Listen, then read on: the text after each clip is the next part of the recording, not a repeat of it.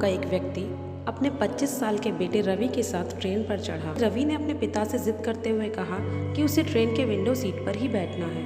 वह बच्चों की तरह जिद करने लगा। जो व्यक्ति विंडो सीट पर बैठा था उसने रवि की हरकतें देखी और मोहन से बोला, भाई साहब, आपका बेटा इतनी जिद कर रहा है तो आप मेरी जगह पर इसे बैठा दें।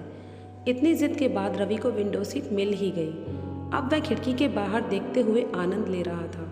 उस बोगी में बहुत सारे लोग बैठे हुए थे।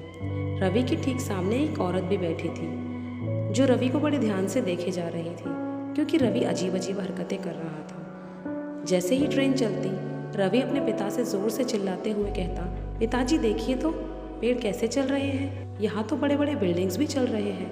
ट्रेन जैसे ही चलती वह ऐसी ही बातें किया करता था। महिला ने सोचा कि रवि की मानसिक स्थिति ठीक नहीं है, लेकिन वह उसके पिता को इस बारे में कैसे बात कर सकती थी।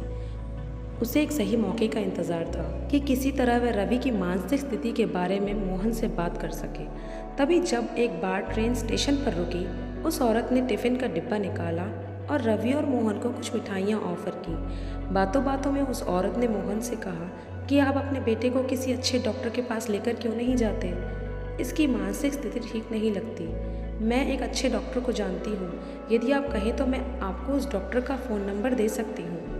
मोहन थोड़ा मुस्कुराया और उस औरत की तरफ देखते हुए बोला, मैडम, मैं अपने बच्चे को अभी डॉक्टर के पास से ही लेकर आया हूँ। यह बचपन से ही अंधा था। 25 साल से इसने कुछ भी नहीं देखा था। आज इसे नई आँखें मिली हैं।